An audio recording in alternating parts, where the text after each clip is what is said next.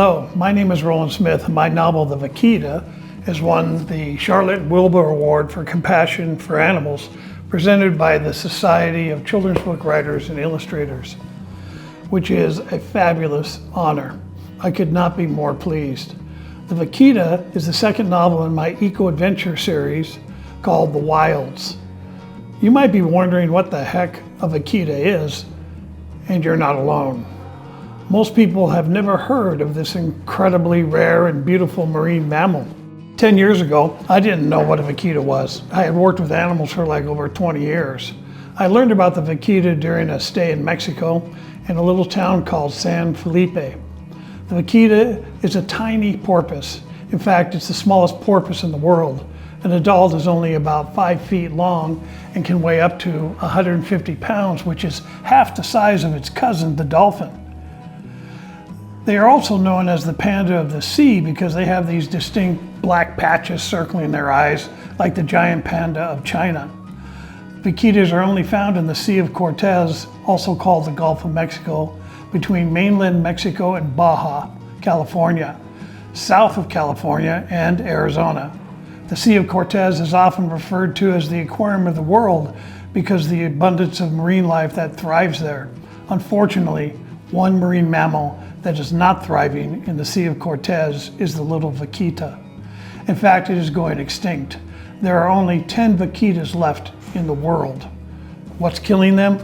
The simple answer is that the vaquita is being killed by illegal gill nets set by poachers. I'll get back to the vaquita in a moment. Let's first talk about the main characters in the novel and what they're doing at the Sea of Cortez. Dr. Jane Wilde is a world-famous conservation biologist who spends more time under the stars studying animals than she does under a roof. Dr. Jack Wilde, Jane's husband, is a wildlife veterinarian and the director of a 2,000-acre animal park in Texas called The Wildes, specializing in the conservation of rare and endangered animals. Asia Wilde is their 13-year-old daughter. Ring Wilde is their 11-year-old son. Their first names are a little unusual, like their unusual lives. Asia was born in a yurt in Mongolia, while her mother was studying Saiga antelope and was named after the Asian continent. Ring was born in a tent in Madagascar, while his mother was studying ring-tailed lemurs. The kids split their time between the conservation center and their parents' field programs all over the world. Fresh from the Amazon rainforest in Brazil, where they were nearly murdered, Asia and Ring traveled to the little town of San Felipe in Baja, Mexico, on the Sea of Cortez. They are there to help their father put on a vaquita summit with scientists and media people from all over the world. Dr. Jack wants to develop a plan to save the vaquita before it goes extinct. After Ring finishes his conference errands for his dad, he goes fishing with a local commercial fisherman. Fishing is one of Ring's favorite things to do, along with baseball. Asia joins him so her little brother doesn't get in trouble, which he tends to do. They discover a ghost net, which is a gill net that has gotten loose, catching and killing everything in its path as it's pushed around by winds and tides. Tangled in the net is a badly injured adult female vaquita and her newborn calf. They jump into the water to untangle them so they don't drown, but it becomes clear that the mother's net lacerations are too severe to set her free. The calf is in better shape, but they can't set it free because it's still nursing and would starve to death on its own. The only choice is to put the porpoises in a small fishing boat and take them to the Sea Pin, which is an abandoned floating pin in the Sea of Cortez, previously used to house injured and captured vaquitas. Luckily for the rescued porpoises, some of the world's most experienced marine mammal experts are in town. Dr. Jack puts together a team and they head out to the Sea Pin to save the two vaquitas. They name the female Extrena, which means rare in Spanish, and the calf is named Nino, child. Conservation is complex, costly, and often controversial. I call this the 4 C's. Vaquita conservation is no exception. Extrena's net wounds are not her only injuries. They discover that she has been shot twice. Who would shoot a little porpoise? Why vaquitas are being killed? Remember, the first C is complexity. There is another endangered species found in the Sea of Cortez. It's a fish called the totoaba.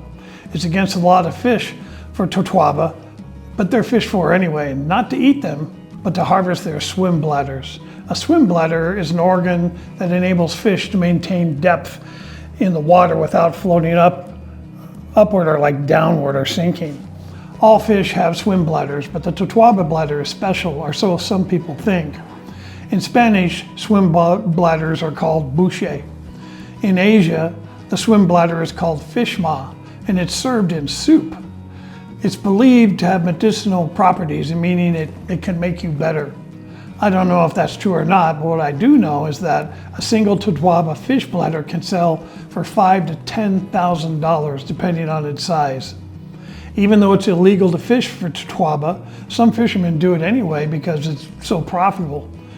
And I should point out that poachers do make good money on buche, but not merely as much money as the people who smuggle the swim bladders out of the country to sell them. They use gill nets to catch totoaba.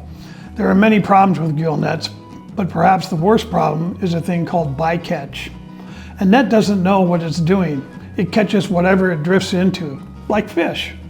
But gill nets also catch animals like sea turtles, dolphins, and vaquitas. They have to surface for air. But when they get tangled in the gill net, they drown.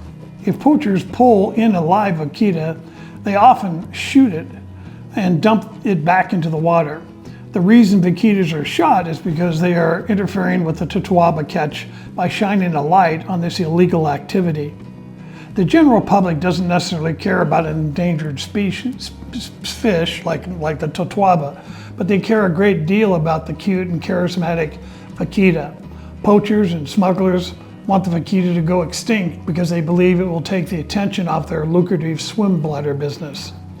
That's why there are only 10 vaquitas left in the world. Is it possible to save the vaquita with only 10 animals left?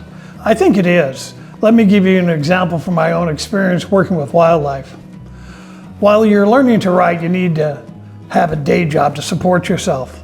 Before I became a full-time author, I had a very cool day job. For 20 years, I made my living taking care of wild animals. I was a zookeeper, a senior zookeeper in charge of the big and little cats, a curator of mammals and birds, general curator in charge of the entire zoological department, and an assistant director. And mostly, I was the senior research biologist. As a research biologist, I was in charge of the red wolf reintroduction program. I was called the red wolf species coordinator. The red wolf is native to the southeastern United States, and like the vaquita, it ran into trouble. It was discovered there were only 17 red wolves left in the world.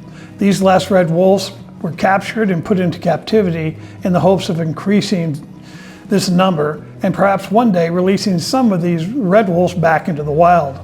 Over the years, we were able to increase the red wolf population from 17 to over 200 animals, and then we started releasing a few of these red wolves back into the wild. We released them in Florida, South Carolina, North Carolina, Mississippi, and Tennessee.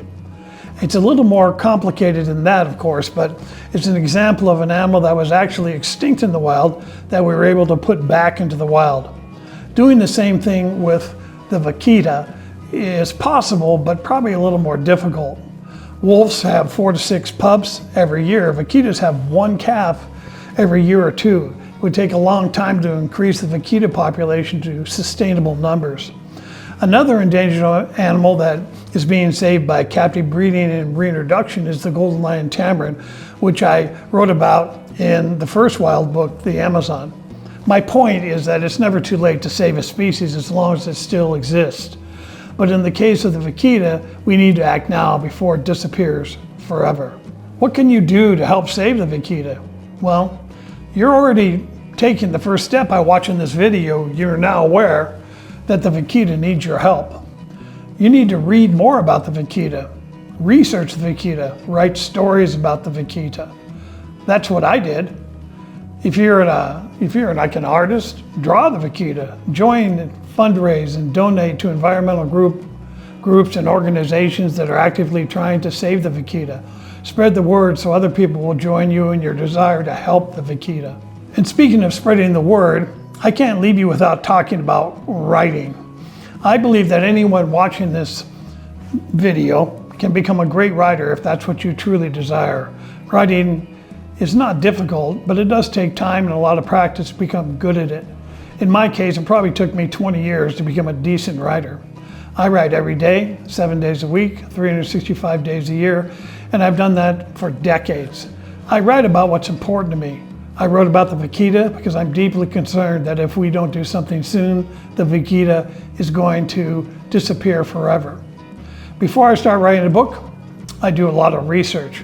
Often it takes me twice as long to do the research as it does to write the book. So when I wrote the vaquita, it probably took me a year to do the research and maybe a year and a half to write the book. And one of the places where I do my research, aside from going to the places where I'm writing about, is to read books. This is a photograph of some of the books I had to read to write this novel I wrote a long time ago called Jaguar. And I look at maps. Every time I see something, hear something, think of something, read something that I might want to put in my book, I write it down in a 3x5 card. These are my research notes. And I have this big box in my office, and I jot a note down and I throw it in the box and I forget about it for the time being. On these cards are little information that I might use, and I might not have it decided yet. Like if these are the cards for vaquita, there'd be stuff about ring, and there'd be things about other characters in the book, the parents, things about the vaquita, things about conservation as it applies to the vaquita, little bits of information. When I have a box full of cards filled out, I dump those cards out on the floor and I sort through them and I decide what little bits of information I'm going to put in my book and what little bits of information I'm not going to put in my book. Now, the research is done, but I'm not quite ready to write yet. I do one more thing. I do a thing called a storyboard.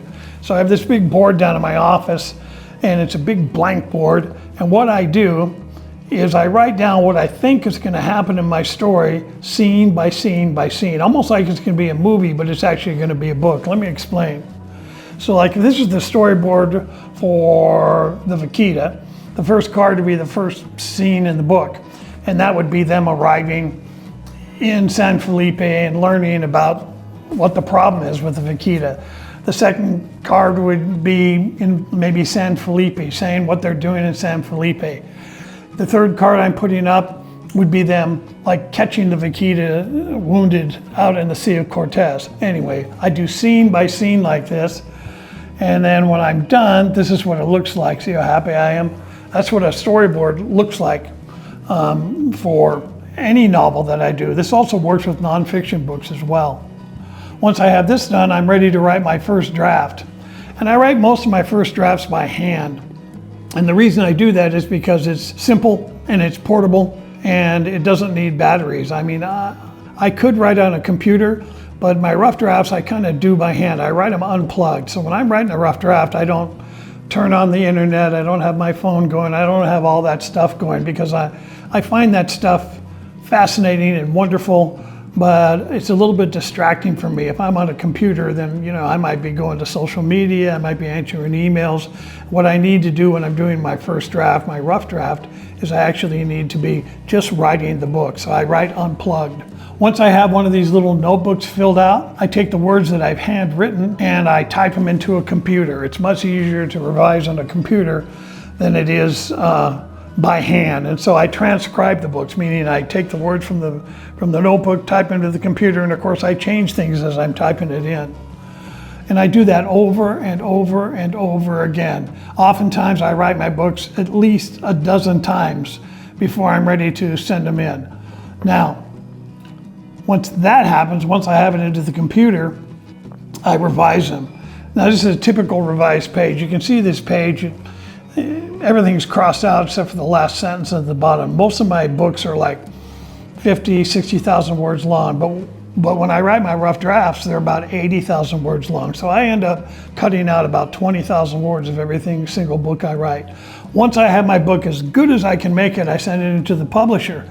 And you think, wow, I always think this, I think my book is really, really great. It's not going to get marked up by the editor. That never happens. Here's what happens. When I send it to the publisher, an editor works on it, and every single page looks just like this.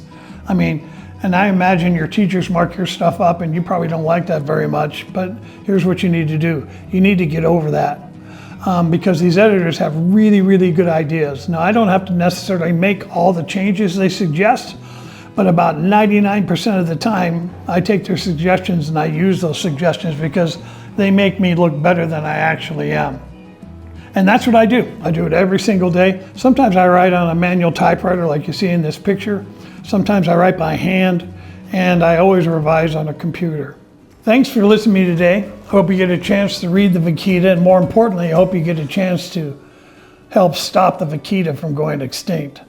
I'm so glad the word compassion is in the Charlotte and Wilbur Award. Compassion means help, and believe me, the vaquita needs all of our help or it will disappear forever.